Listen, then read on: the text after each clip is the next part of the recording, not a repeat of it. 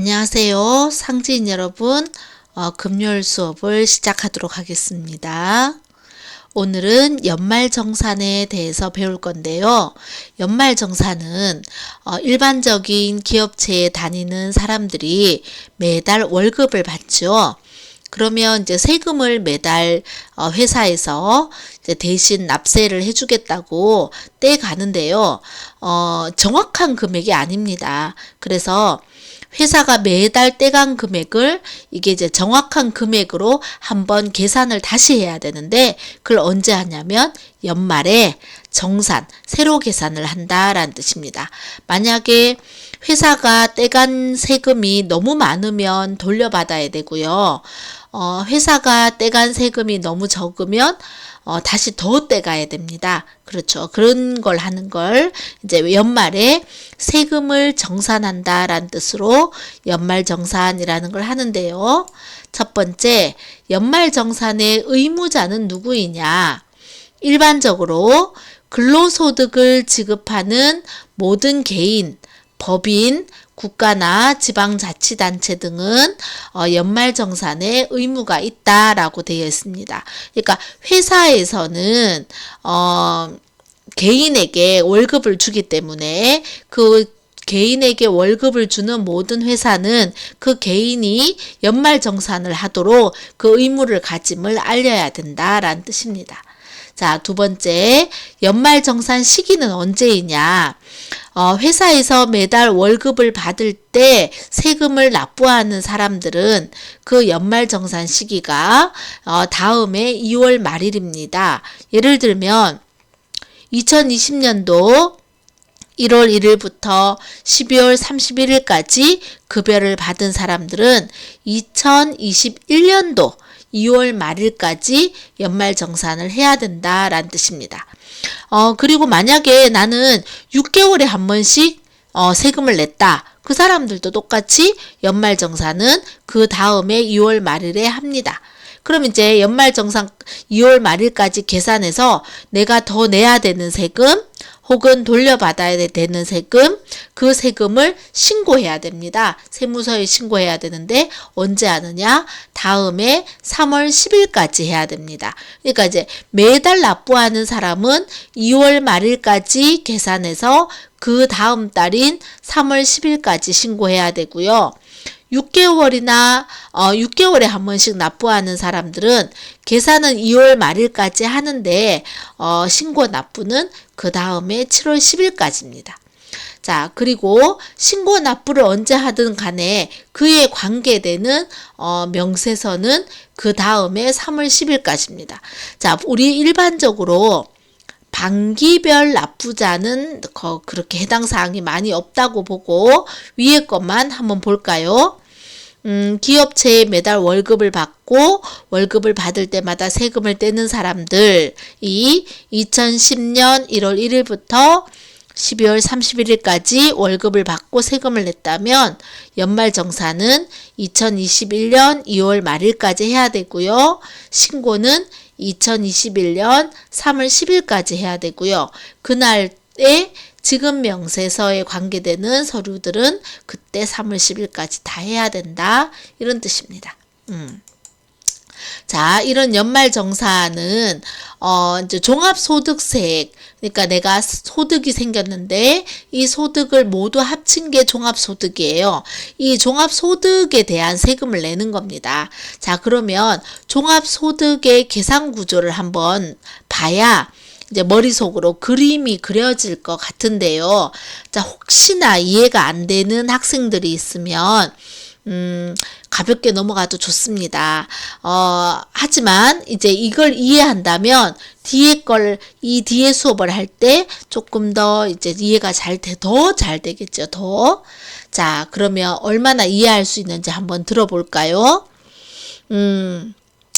내가 이자를 받은 수익이 있어요. 그리고 배당을 받은 수익도 있고요.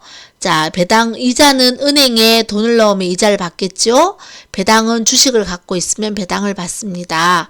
내가 사업 수익이 있어요. 예를 들면 부동산 전세를 냈어요. 뭐 이런 거. 그러면서 회사를 다녀요. 그럼 근로 수입이 있어요.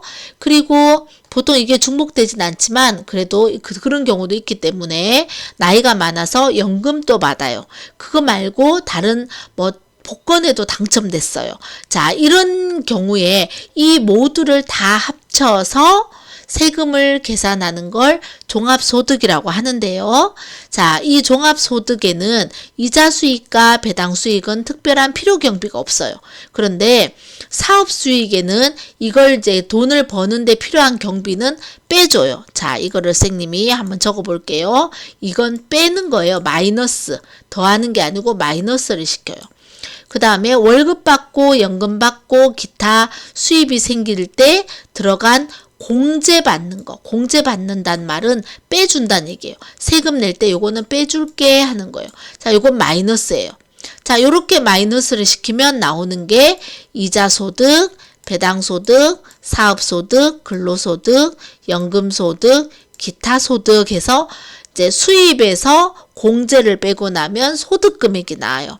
그럼 이제 여기에 해당하는 세금을 우리가 다 원천징수를 당한 거예요.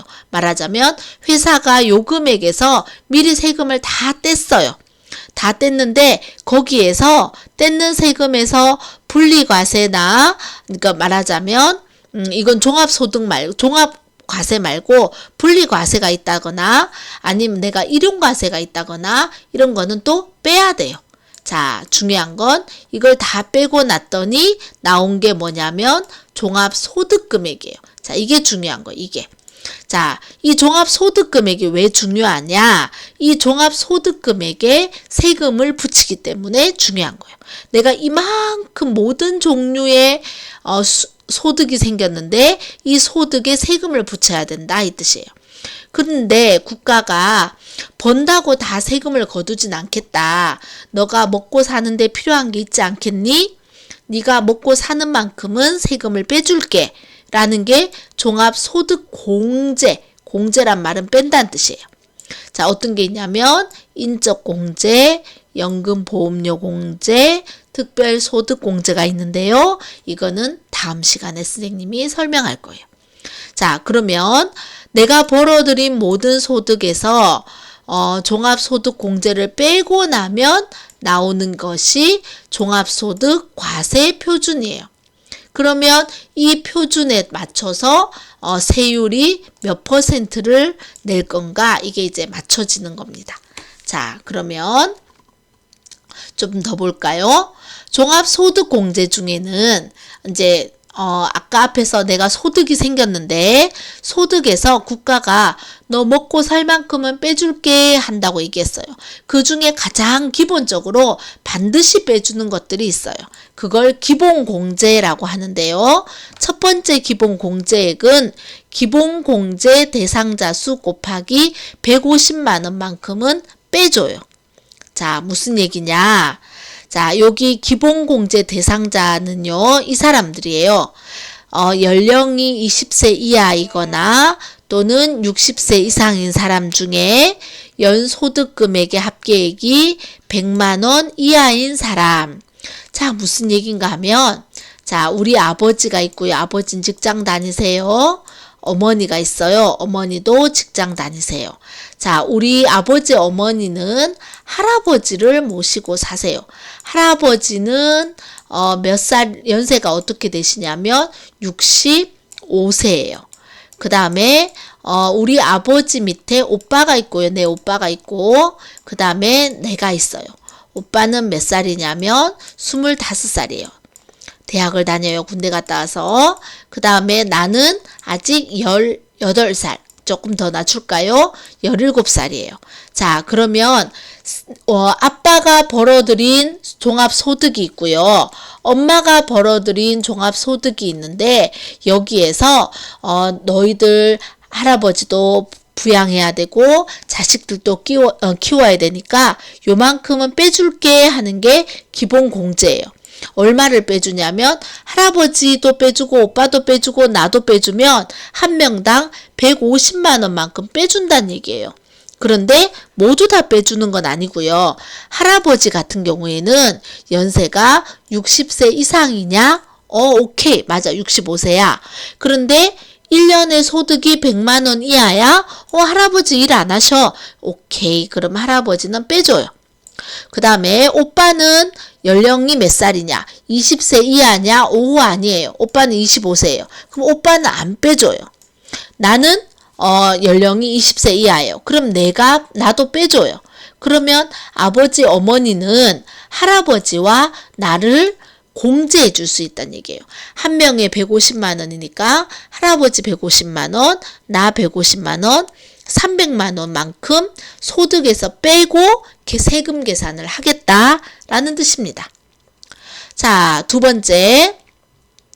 당의 거주자는 무조건 기본 공제 대상임이라고 되어 있는데 이건 말이 어렵고요. 쉬운 말로 뭐냐면 당의 거주자라는 말은 본인이에요. 본인. 그러니까 아버지가 소득 공제 계산을 해야 되면 아버지 본인은 150만 원 빼준다는 거예요.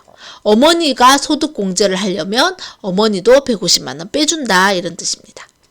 세 번째, 배우자는 연간 소득 금액이 100만 원 이하인 자만 빼준다 이런 뜻이에요. 예를 들어 아버지가 직장 다니는데 어머니도 직장을 다니면 어머니는 안 빼줘요. 어머니는 소득이 있잖아요. 그런데 아버지가 직장 다니는데 어머니가 직장을 안 다녀요. 그럼 소득이 없어요. 1년에 100만 원 이하예요. 그럼 어머니도 한 사람당 150만 원 빼준다 이런 뜻입니다. 자, 네 번째. 부양가족을 빼주는데 연간 소득 금액이 100만 원 이하인 자로 당의 거주자와 생계를 같이 하는 다음에 자라고 되어 있습니다. 자, 예를 들면 아까 얘기했던 거하고 반복돼요. 직계 존속. 존속은 뭐냐면 나보다 윗사람. 그러니까 아버지 입장에서 할아버지 할머니, 내 입장에서 아버지 어머니를 존속이라 해요.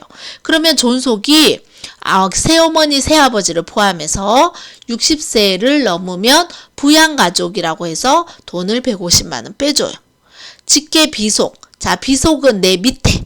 그러니까 선생님 입장에서 선생님의 자녀들, 여러분들이 나중에 결혼하면 여러분 결혼했을 때 자녀들을 비속이라 하는데 혹은 이제 입양한 사람도 포함되는데 20세 이하인 자는 빼줘요. 물론 소득이 없어야 돼. 형제 자매도 나이만 20세 이하 60세 이상이면은 빼줘요. 우리 아버지가 늦둥이를 낳아가지고 나는 나이가 많은데 내 막내 동생이 20살이 안 됐다. 근데 나랑 같이 산다. 그러면 내 동생도 빼준다는 얘기예요. 그리고 6개월 이상 된 양육하고 있는 위탁아동도 부양가족으로 보고 1인당 150만 원을 빼줘요. 자, 선생님 오늘 굉장히 복잡한 얘기를 많이 했는데 종합소득에 해당하는 금액에 세금을 내는데요. 기본적으로 드는 돈만큼은 빼준다고 말하는 게 공제예요. 그 공제에 해당하는 부양가족들에 대해서 오늘 얘기를 하고 있습니다. 자, 그러면 과제서 한번 볼까요? 다음 중 연말정산 인적공제에서 인적공제에 사람당 금액을 빼주는 겁니다. 본인, 배우자, 부양가족 등에 대해서 기본 공제해주는 금액은 얼마인가? 자, 소득이 없고 나이가 20세 이하고 혹은 60세 이상이고 배우자 같은 경우에는 나이는 상관없이 소득이 없으면 1인당 얼마를 빼줘요. 1인당 얼마만큼 공제해줘요. 얼마였을까요? 기억나나요? 안 나면 앞에 넘겨봐도 되고요. 혹은 자, 기억나나요, 여러분? 자, 한 사람당 요 금액만큼 빼준다 라고 생각하면 되겠습니다. 자, 정답은 문자나 카톡으로 보내주세요.